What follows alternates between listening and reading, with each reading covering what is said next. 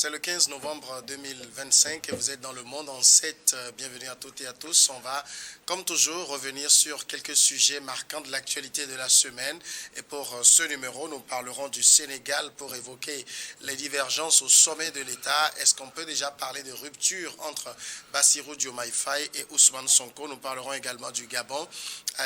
Nouridine Bongo et Sylvia Bongo, l'épouse de l'ex-président, écope de lourdes peines de prison. En Côte d'Ivoire, le parti de l'ancien président Laurent Gbagbo ne sera pas présent aux élections législatives. Et puis le Togo, on va parler des réserves administratives. L'État somme les occupants de justifier les pièces qui leur permettent d'occuper le terrain. Mais est-ce que l'État pourra reprendre ces réserves-là? Deux invités sont avec moi sur le plateau. Zana Sadio Hetchou, il est analyste politique. Il n'est plus à présenter. Bonsoir Zana.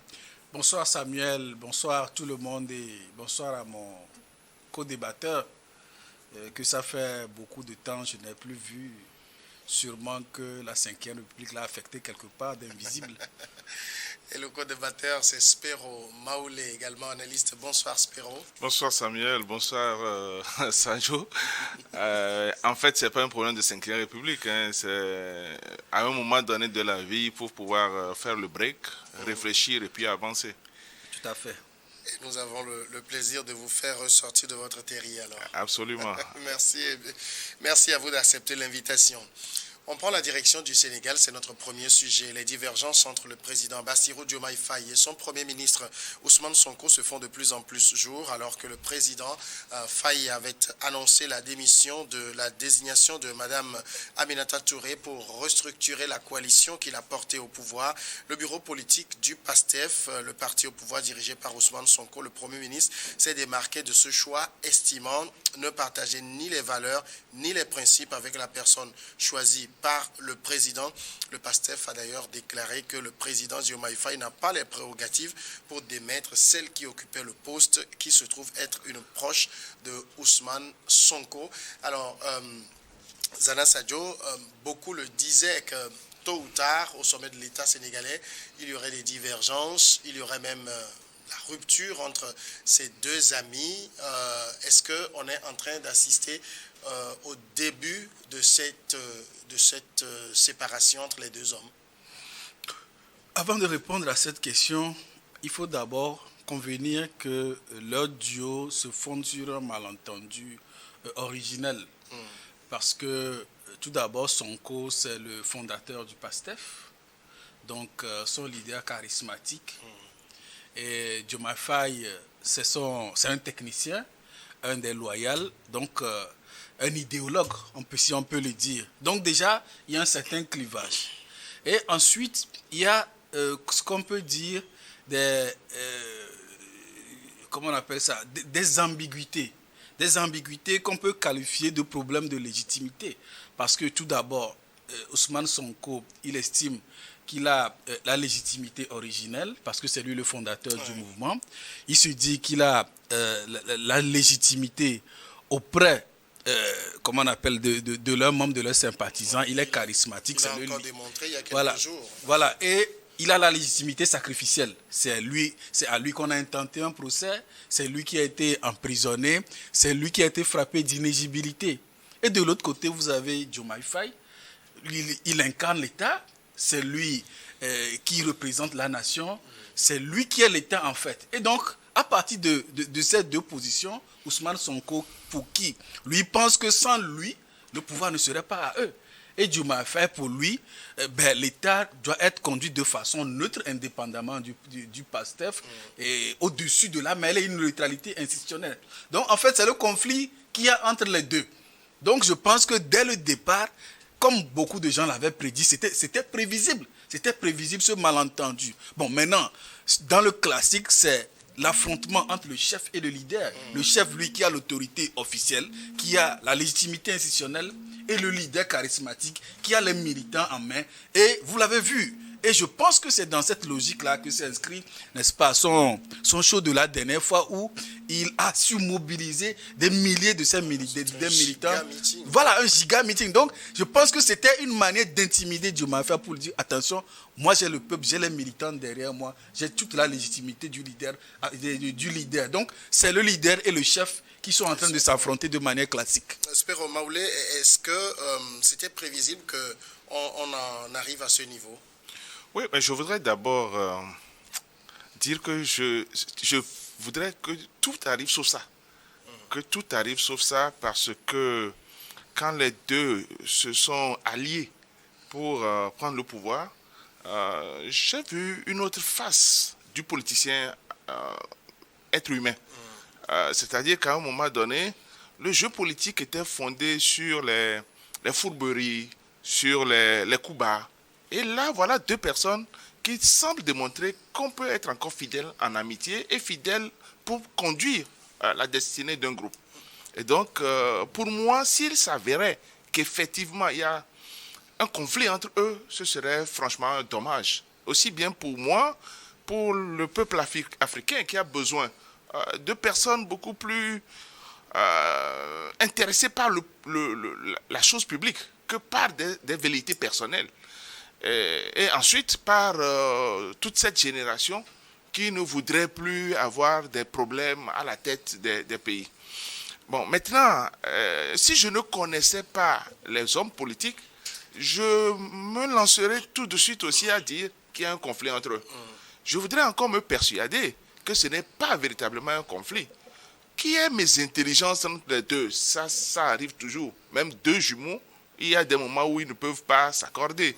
Même nos deux mains sur nos corps, si les deux mains faisaient exactement la même chose, on ne pourrait pas vivre. Donc, à un moment donné, une main droite fera quelque chose que la main gauche ne fera pas. Et donc, je voudrais oser encore croire que ou bien c'est un jeu politique, ou bien c'est juste des problèmes mineurs qu'on peut encore gérer. Pourquoi je dis que ça peut être un jeu politique? On est arrivé à enlever celui qu'on voulait enlever, en contournant le fait que Sonko, qui est le leader, était en prison, et on a fait en sorte que son parti gagne toujours, malgré que lui n'était pas là. Mais ce n'est pas n'importe qui a gagné à sa place. C'est son ami. Un ami qui est presque pour lui un frère. Et donc, dont les parents se connaissent d'ailleurs. Absolument, ils se fréquentaient sérieusement depuis. Et donc, pour moi, je pense qu'aujourd'hui, où il n'y a plus un autre à abattre en direct comme ça, il faut rétablir l'ordre et rétablir Sonko dans sa légitimité de chef du PASTEF. Sauf que, pour le moment, c'est Faye qui est le président de la République et les choses doivent se faire dans le respect de la République. Alors, la divergence qu'il y a aujourd'hui est une divergence qui est liée, à mon sens, à un choix. Et ce choix-là a été relativement subjectif. Mais on ne peut pas voir dans ce choix-là le choix du chef de l'État par rapport au refus du Premier ministre. Parce qu'en réalité, le PASTEF n'est pas un parti État. Le PASTEF n'est qu'un parti dans l'État. Et donc, ce qui arrive est purement interne au PASTEF. Et donc, ça n'aurait pas fait beaucoup de remous si les deux n'étaient pas chefs d'État et Premier ministre. Et donc, je pense qu'il faut minimiser un peu ce problème-là, mais appeler plutôt les deux à être très responsables.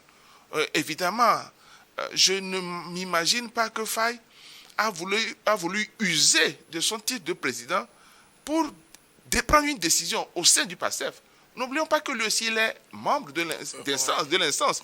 Et donc, probablement que dans ses prérogatives à lui aussi, il a cru qu'il aurait pu le faire, pas en tant que chef d'État, mais en tant que responsable de ce parti-là. Il convient que... Je pense que ce que Sonko aurait dû faire, c'est peut-être de l'appeler et qu'il puisse régler ça au sein du PASTEF sans sortir. Parce que les petites disputes au sein du parti vont fragiliser sûrement le parti. Et donc, je pense que c'est un jeu pour légitimer l'autre et en vue de le relancer pour les élections qui vont venir. Alors ici, on est quand même en train de parler de la coalition qui a porté Diomaye Faye au pouvoir. C'est au sein de cette coalition, pilotée par Mme Aïda Mbodj. C'est elle qui a été remplacée par Diomaye Faye au sommet de l'État, qui a pris une autre. Mme Mbodj est une très, très proche de Ousmane Sonko, qu'il appelle d'ailleurs maman. Donc, on n'est pas totalement au sein, c'est pas le PASTEF qui est concerné, mais c'est la coalition qui a porté Diomaye Faye au pouvoir. Oui, tout à fait. Mais vous savez, le fond même du problème, moi je pense que c'est plus sérieux que l'entente de le présenter. Parce que, rappelez-vous, M. Ousmane Sonko, le Premier ministre, il a ouvertement critiqué l'autorité du président de la République sénégalaise en disant qu'il fallait qu'il règle le problème ou soit qu'il le laisse régler. Ça, c'était déjà l'ouverture. C'est-à-dire qu'il est en train de tirer à boulet rouge. Ensuite, vient la perception de l'autorité, de la manière de gouverner, comme il vient de le dire. Diomaye Faye qui souhaite prendre des décisions au-dessus du cadre politique, c'est-à-dire incarner cette neutralité, mais Ousmane Sonko qui pense que l'instance, le PASTEF doit être l'instance qui doit dominer, c'est-à-dire que les décisions au niveau de l'État doivent s'inspirer des aspirations, n'est-ce pas, de cette coalition. Et troisième point, vous avez cette nomination dont vous avez parlé, où l'aile politique a désavoué le président de la République, disant qu'il n'avait pas les prérogatives pour enlever cette proche de, comment on appelle, de Sonko. Excuse-moi, oui. Mais c'est en cela que je ne suis pas du tout d'accord. Ce n'est pas le chef de l'État qui a enlevé. Ce n'est que le membre. Parce que ce n'est pas... Oui, mais en même temps, est-ce que ça ne répond pas à l'autre chose quand les gens veulent que celui qui est élu démissionne du parti pour ne plus avoir à se mêler des affaires partisanes, en quelque sorte? Oh, même dans les pays européens, le numéro 1 du parti, s'il est élu, il reste souvent le numéro 1. On n'est pas obligé de l'enlever. Le président du parti. On n'est pas obligé de l'enlever. Oui, il y a des pays dans lesquels c'est systématiquement le numéro 1 qui prend. Et donc, si vous l'enlevez, ça va être un problème. Et dans la gestion de la vie courante du pays, vous ne pouvez pas mélanger le parti avec l'État. Et les règles politiques sont là. Mais n'empêche que si vous êtes élu pour faire un programme, c'est le programme de votre parti. Et donc, l'idéologie et le programme doivent être exécutés. Et donc, en ce sens-là, je comprends. Mais il ne faut pas oublier non plus que même si Sonko et Faye sont amis depuis, c'est Sonko qui a un certain charisme que l'autre n'a pas. Il est assez autoritaire, entre guillemets, pas dans le sens péjoratif, pour vouloir un certain nombre de choses que Faye peut être un peu trop diplomate pour chercher en même temps. Donc c'est évident que la personnalité de chacun pourrait influencer les relations qu'il y a. Mais j'ai toujours la ferme conviction que le respect qu'ils ont eux-mêmes l'un envers l'autre permettrait toujours de relever les défis et d'avancer. Oui, moi je dirais plutôt que, est-ce que vous ne pensez pas que c'est une manière d'humilier le président de la République sénégalaise que de dire les propos que je viens de dire, si vous ne pouvez pas régler le problème, laissez-moi régler. Et ensuite, face à ce remplacement, les postures, est-ce que, en tant que personne, même si on peut reconnaître que c'est parce que M. Ousmane Sonko a su faire preuve de grandeur d'esprit au nom de l'intérêt supérieur du parti, il a laissé, n'est-ce pas, son ami et fidèle loyal se présenter à la candidature. Il n'avait pas le choix. Oui, voilà. Maintenant, quand vous me désavouez comme ça, en public, moi je dois faire profil bas et me ranger derrière. C'est ça aussi l'ego. L'ego, ce n'est pas quelque chose de mauvais, mais nous avons quand même une certaine dignité, un respect qui nous est dû. On reconnaît qu'il a fait, mais dire des choses comme ça, en tant que président de la République, moi qui incarne l'autorité de l'État, je dois me taire, m'aligner comme ça. Il y a aussi les personnalités qui jouent au-delà de l'amitié. Vous n'allez pas m'humilier parce que je suis votre ami ou bien parce que vous m'avez fait roi. J'ai l'impression que les Africains sont trop sentimentaux. C'est pas en réalité une humiliation. C'est des remarques qui sont franches et qui peuvent se faire. Prenez entre Donald Trump et... comment j'ai oublié son nom, le patron de Tesla. Elon Musk. À un moment donné, il y a eu... les tons se sont élevés sans que pour cela, personne ne parle d'avoir humilié l'autre. Mais bon, quand ils se sont sentis... Heureusement qu'il a démissionné. Oui, c'est ce que j'allais dire. Quand ils se sont sentis en totale désunion, oui. Ils se sont séparés.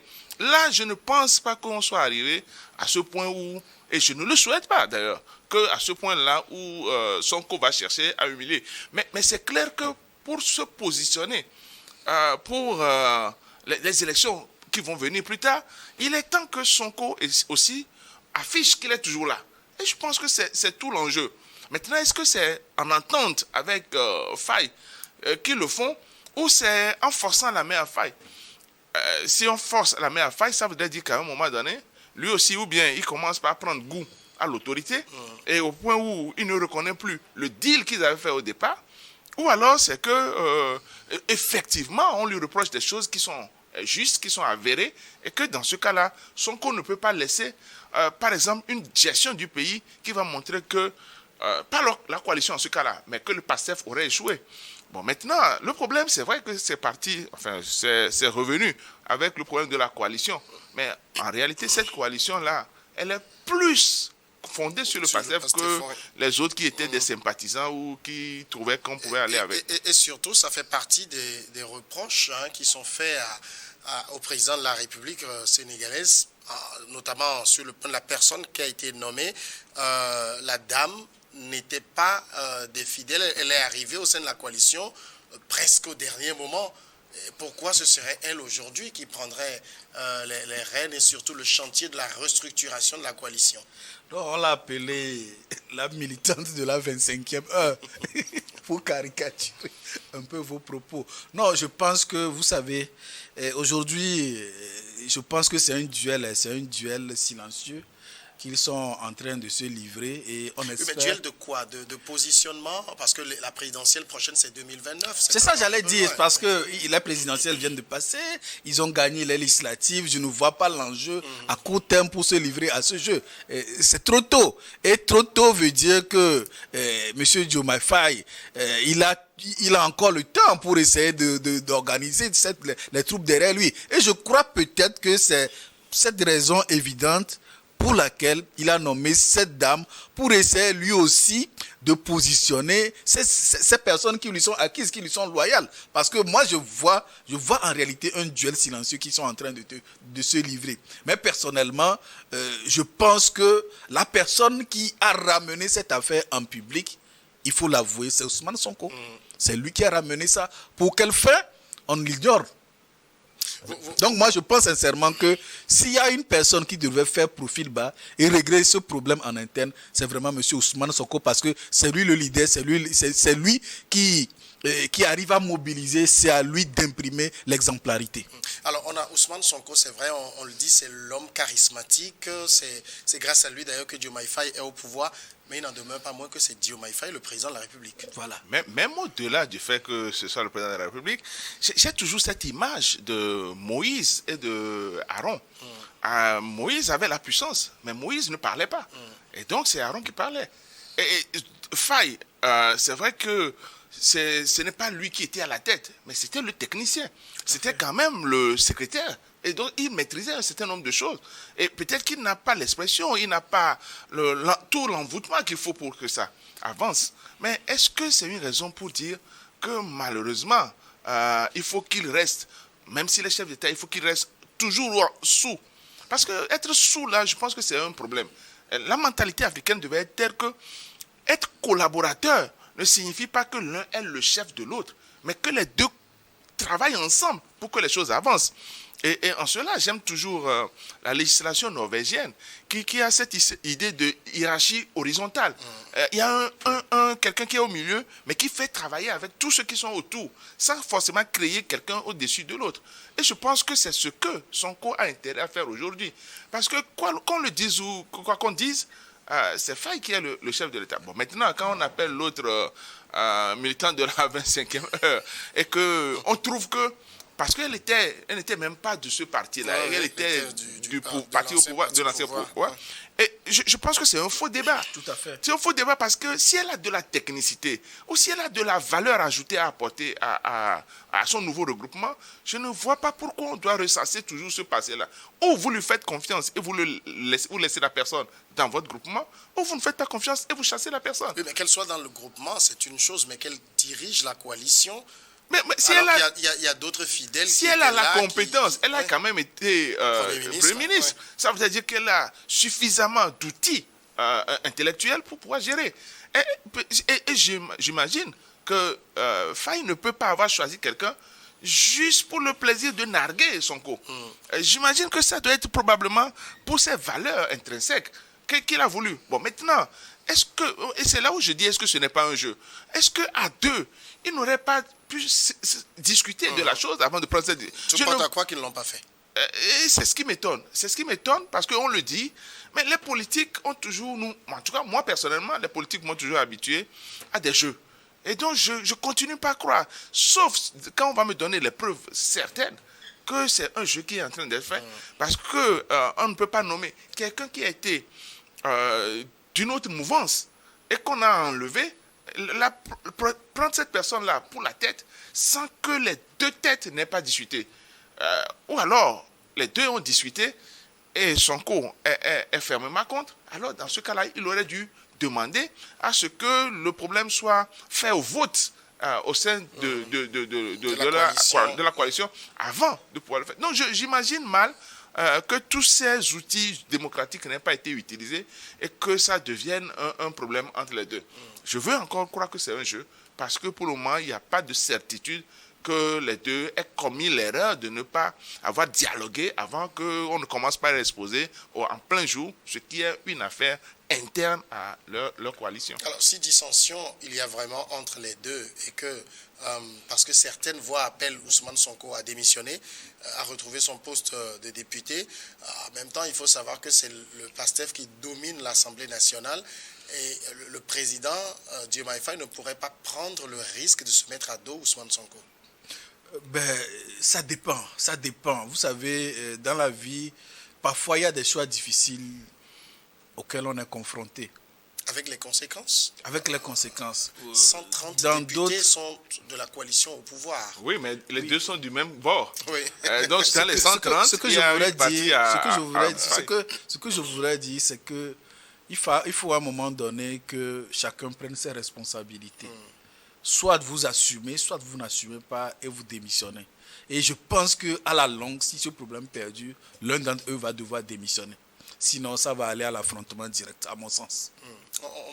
Il y a le risque d'aller jusque-là, que l'un d'eux démissionne. Théoriquement, non. Théoriquement, non, parce que si Sonko démissionne, par exemple, et que Sonko est fâché contre Faye, j'imagine que le nombre de députés acquis à Sonko va être supérieur au nombre de députés acquis à Faye. Et donc, Faye sera obligé de créer son parti et de provoquer une élection anticipée. Et à ce jeu-là, c'est pas sûr que ça va... Les deux sont perdants. Les deux sont heureusement qu'ils doivent savoir tous les deux que quelqu'un va pouvoir dénoncer qu'ils ne sont pas si fiables. Et ça peut faire sortir une troisième personne qui va les perdre tous les deux. Voilà. Donc, je ne suis pas sûr qu'ils vont oser faire ça. Sauf si Sonko décide de quitter, mais sans que ça soit un clash. Et que les deux demeurent toujours, mais juste qu'il veut se consacrer à son parti et laisser main libre à l'autre de gérer, mais tout en restant dans l'idéologie du PASTEF. Et donc, dans ce cas-là, je crois que les choses vont se stabiliser d'une façon ou d'une autre. On aura un Faye qui n'aura plus Sonko directement derrière, mais on saura que Sonko sera toujours derrière par le truchement de l'Assemblée, par le truchement de ses députés. Et donc, les choses iront plus facilement, oui. Et ils ont intérêt à trouver un terrain d'entente. Je ne vois sincèrement pas leur entente les deux au sein de l'exécutif. Parce que vous savez, Ousmane Sonko a une personnalité très forte. Quand vous avez quelqu'un comme ça derrière vous, il va vous mettre la pression. Et à mon sens, je vois plus l'apaisement en voyant Ousmane Sonko comme président de l'Assemblée nationale, sincèrement. Moi, c'est l'étape ultime de l'apaisement de cette affaire, parce que je vois que M. Ousmane Sonko, il a une vision diamétralement opposée à celle de Diomaye Faye en ce qui concerne la gestion de l'État, l'exécutif en soi. Donc, tant qu'il sera Premier ministre, il va vouloir que ses choix soient imposés au président de la République. Et c'est là, en réalité, le problème. Il faut le dire en toute sincérité. Mais est-ce qu'il s'agit aussi de lui ou bien du programme du PASTEF, ou je dirais de la coalition, que les Sénégalais ont porté au pouvoir. Mais si c'est ça en réalité, il faut que ce débat soit mené en interne. On n'a pas besoin d'aller sur la place publique pour dire que si le président de la République ne peut pas faire l'affaire, qu'on lui confie. Et moi, je me rappelle que c'est à la suite de la confirmation de la condamnation de M. Ousmane Sonko pour diffamation que cette affaire a commencé. Et des voix disaient déjà qu'il reprochait à Diomaye Faye de ne pas l'avoir assez soutenu. Donc, il reprochait que Ousmane n'ait pas fait pression sur la justice.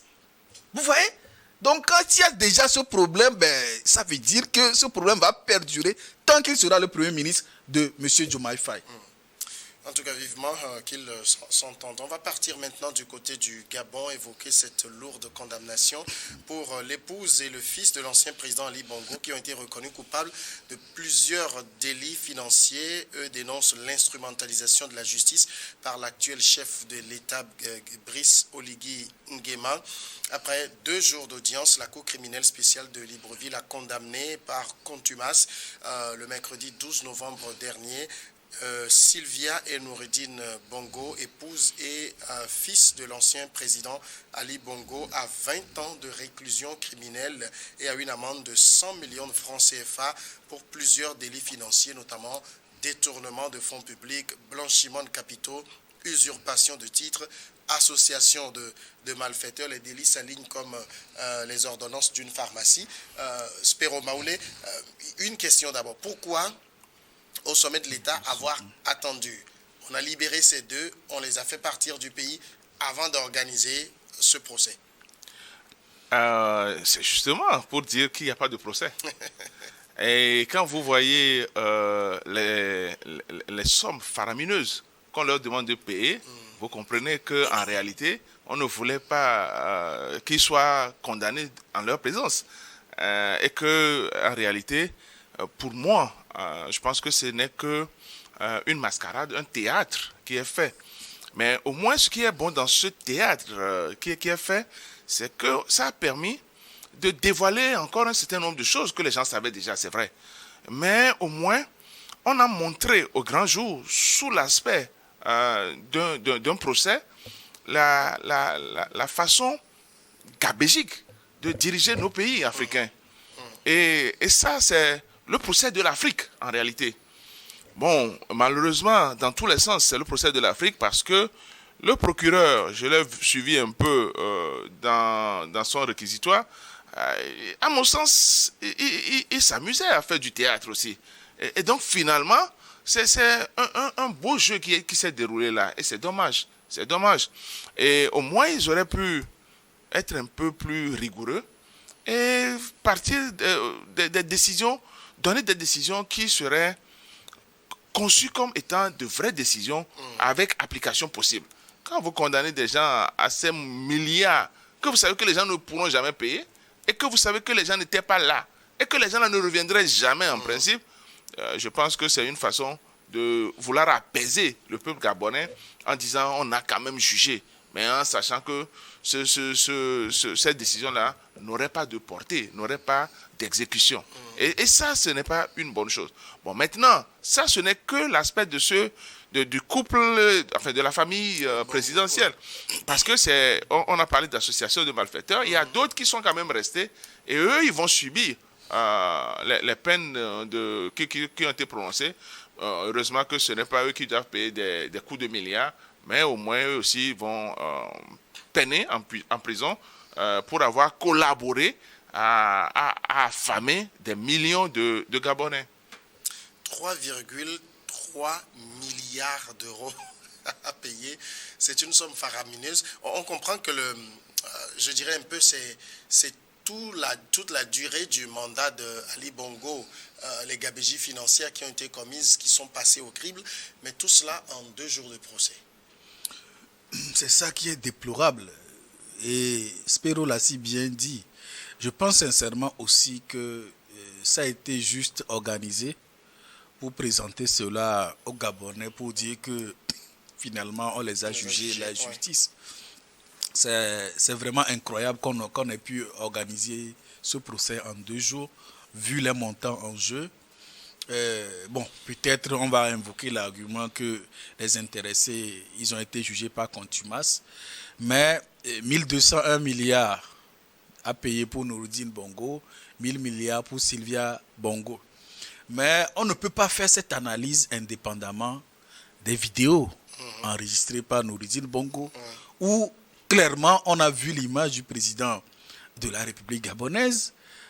Il n'a pas contredit que c'est lié l'intelligence artificielle. Hein. On l'a clairement vu, où on a remarqué que les conditions de leur départ du Gabon ont été négociées au sein de la présidence. Qu'il fallait qu'ils laissent leur bien en vue de faciliter, n'est-ce pas, leur est-ce qu'on va dire, leur évacuation, leur départ du Gabon. Donc, on sait, au vu de ces éléments, de ces images, qu'un deal a été conclu. Ils sont partis, peut-être avec combien de milliards en plus pour mener une vie paisible jusqu'à la fin de leur existence. Et en 2 jours, on condamne. Peut-être la suite de ce scénario, ça va être, comment on l'appelle, l'émission d'un mandat d'arrêt. Avec quelle suite la question va se poser? Est-ce que si à la suite de ce procès, des mandats d'arrêt internationaux sont délivrés, quel est le pays qui va exécuter ça? Tant de questions qui suscitent. Mais en tout cas, au vu de ces éléments vidéo, et qu'on ne nous trompe pas, quoi, on sait qu'il y a un deal qui a été conclu pour qu'ils partent se mettre à l'abri dans l'attente de leur condamnation par la justice gabonaise. C'est une condamnation qui visait juste, parce que Noureddine l'a dit au cours d'une interview, qu'il est sûr qu'il ne retrouvera plus le sol gabonais. C'est une condamnation qui vise à les éloigner totalement du Gabon. Vous savez, il y a parfois un mal qui fait du bien. Parce que si eux, ils reviennent, n'ayant plus le privilège d'être protégés comme il le faut, je pense qu'on peut trouver malheureusement un fou qui va les attaquer. Et donc, eux-mêmes, ils n'ont pas intérêt à revenir. Et je suis d'accord avec Sadio quand il dit que ça a été une, entre guillemets, libération. Même s'il y a eu, comme s'il y a eu une fuite, il y a des prisonniers qui dérangent. Et garder la famille, l'ex-famille présidentielle en prison était gênant pour tout le processus vers la calmie au Gabon. Et donc, ou bien on les laissait, et avec le risque que quelqu'un va les lyncher, ou bien on les laissait partir pour pouvoir se reposer. Alors, dans ce cas-là, est-ce que la suite serait, par exemple, un mandat, ou bien la suite serait une grâce présidentielle, en sachant que dans cette grâce-là, on va leur interdire de revenir. Je suis certain que Sylvia et son époux ne reviendraient pas. Avec l'âge de l'autre et la maladie, je ne suis pas sûr que lui va oser. C'est plutôt l'enfant, le jeune, qui peut encore risquer revenir. Et alors, lui-même, il doit savoir qu'avec tout ce qui a été dit par rapport à ça, il a intérêt à ne plus revenir. Bon, maintenant, est-ce que c'est pour ça que le procès s'est fait comme ça? Je pense que le procès, si on doit dire qu'il y a procès, n'était qu'une façon de démontrer au peuple gabonais qu'il a été jugé. Qu'on a jugé la famille pour ce qui s'est passé. C'est symbolique, en réalité. Parce que, honnêtement, même si ce n'est pas contumace, 2 jours pour un procès de cette envergure n'est pas imaginable. Parce que il y a des témoins qui doivent comparaître. Et si association de malfaiteurs, les autres doivent avoir, en principe, à intervenir pour se dédouaner. Et donc, ça aurait pris suffisamment de temps. Au minimum, moins de 2 ans, hein? Moi, j'allais même dire 6 mois. Puisqu'ils ne sont pas là, pour éviter, on pourrait dire 6 mois. Mais vous avez vérifié quoi? En combien de temps pour que ce procès finisse en 2 jours rapidement comme ça? Donc, c'est pour ça que je dis qu'en réalité, c'est juste pour montrer au peuple gabonais qu'on a condamné. Et donc, que maintenant, tout le monde est passif d'être condamné.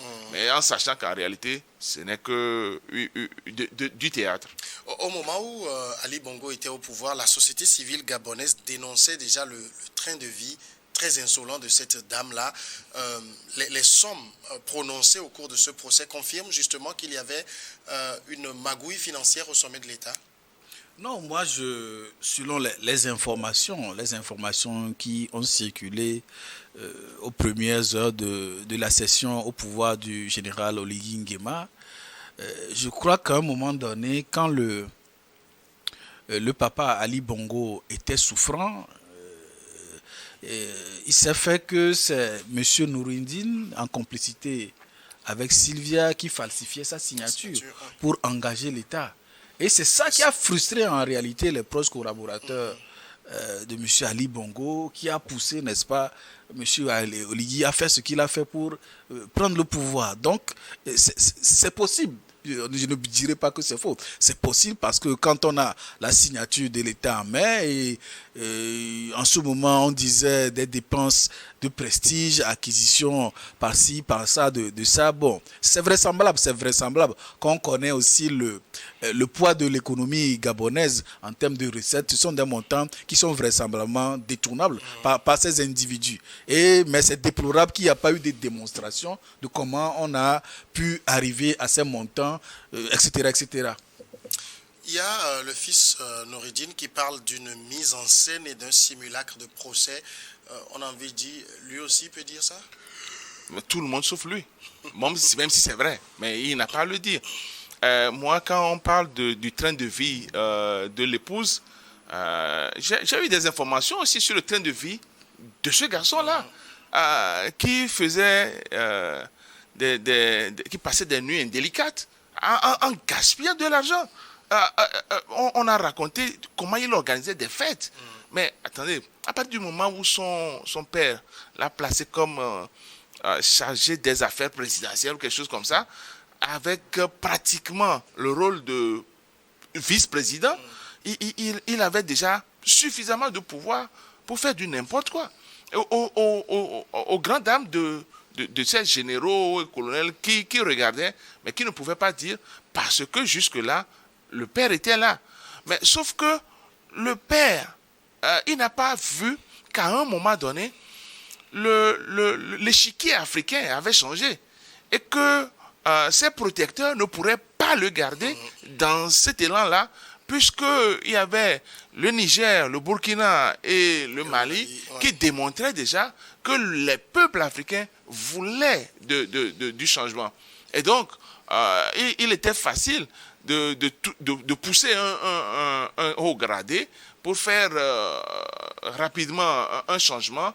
Et j'imagine, là c'est vrai qu'il n'y a pas de preuve, mais j'imagine qu'on a dû négocier avec le père pour que très facilement il puisse être démis et qu'on lui ouvre les portes pour partir. C'est pour ça qu'un deal pour qu'il quitte aurait été la suite logique.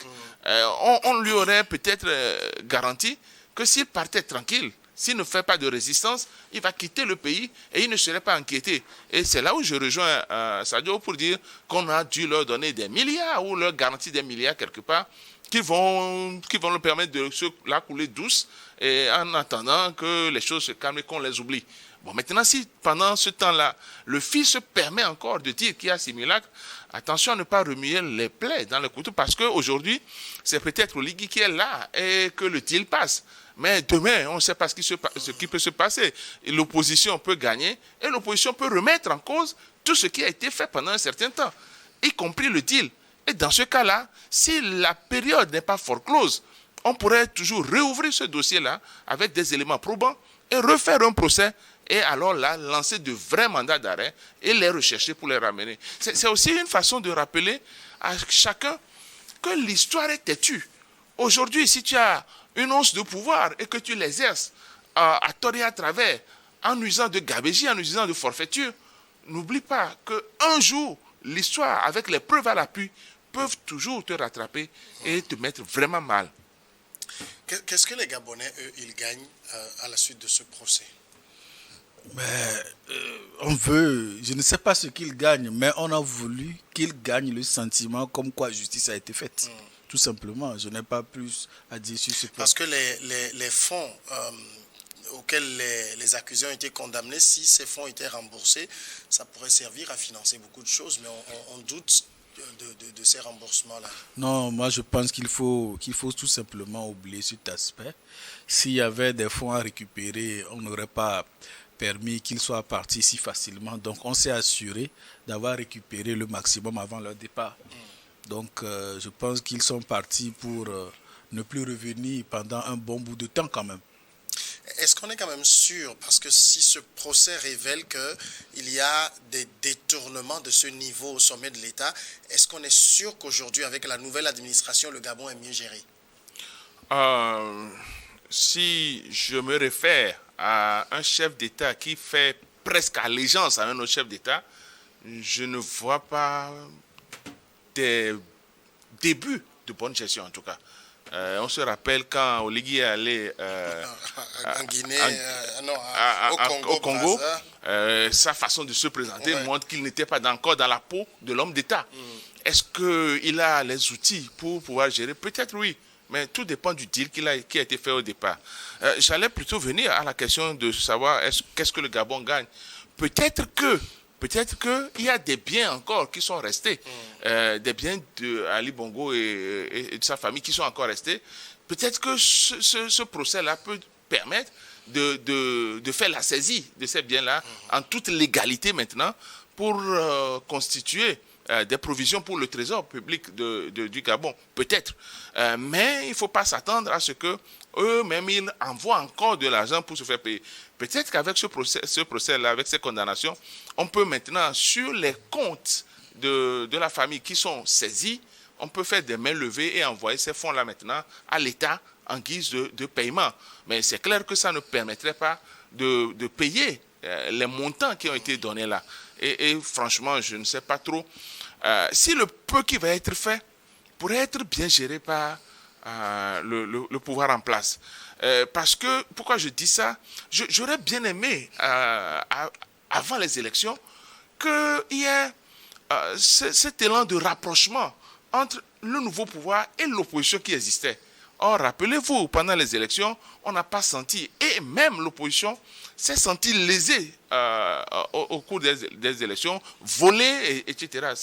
Avec ce sentiment-là, je ne pense pas qu'on ait eu suffisamment l'unité espérée pour dire que désormais, on pourrait... Et une chose que les pays africains ne veulent jamais faire, quel que soit le chef de l'État qui passera au niveau de l'Europe, il y a toujours une continuité de l'État qui fait que il y a des valeurs qu'on recherche toujours. Là, c'est comme si si tu viens, tu décides de prendre un pan de l'évolution du pays, l'autre vient, il prend un pan, et finalement, il n'y a pas de cohérence dans l'action gouvernementale.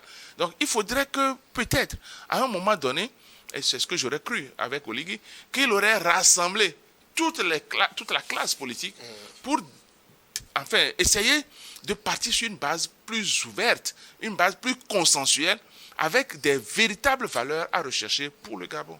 Alors, l'ancien président Ali Bongo à l'extérieur, sa famille à l'extérieur, c'est définitivement fini pour les Bongo au Gabon? Non, puisqu'il y a toujours des Bongos qui vivent actuellement au Gabon. Les Bongo au sommet de l'État. Voilà, on ne peut pas le dire, hein, puisque on ne sait de quoi l'avenir est fait.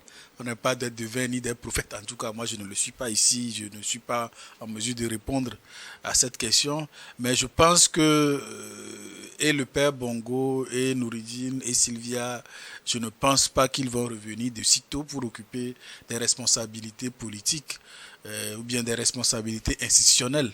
Donc, on peut constater quand même que pour le moment, cette page est tournée pour une longue période quand même. Mais pour dire que on ne peut pas aujourd'hui, ou bien on ne voit pas les signes de bonne gouvernance de M. Oligui Nguema, moi je dirais que la mauvaise foi ne se présume pas. Elle se démontre, c'est au bout de son bilan qu'on pourra faire ses analyses pour savoir s'il est en mesure de bien gérer ou bien de ne pas bien gérer. Oui, mais avec le procès, est-ce que c'est, est-ce que c'est un indicateur que donne le pouvoir que nous, on va faire différemment? Non, vous savez, sur cette question, il faut reconnaître que c'est quand même une question sensible que de juger ce genre de régime qui a duré et dont certains anciens collaborateurs sont toujours les collaborateurs de M. Oligui Nguema. Vous savez, vous ne pouvez pas faire de réformes sérieuses si vous n'avez pas des gens qui ont été au cœur de ce système-là. Il faut quand même avoir des personnalités clés qui ont été au cœur du pouvoir de M. Ali Bongo pour pouvoir faire des réformes sérieuses. Et donc, à ce titre, il n'y a pas vraiment eu de chasse aux sorcières au Gabon. C'est juste M. Ali Bongo qui a été sauté avec Nouridine et puis Sylvia. Aujourd'hui, on les a éjectés et on fait aujourd'hui un procès à leurs proches collaborateurs qui ont pu profiter de certains avantages jugés exagérés. Je donne l'exemple d'un procès que je suivais avant de venir sur YouTube où l'intéressé, juste après son diplôme, il a été recruté chef de projet. Il gagne 1 million. 2 ans après, promu directeur, il commence par gagner 2 millions. 2 ans après, il est DG, 30 millions de francs CFA de salaire. C'est quand même extraordinaire quand même. Donc, c'est de ça qu'il s'agit. Je pense qu'on va lui donner le temps quand même de montrer ses preuves.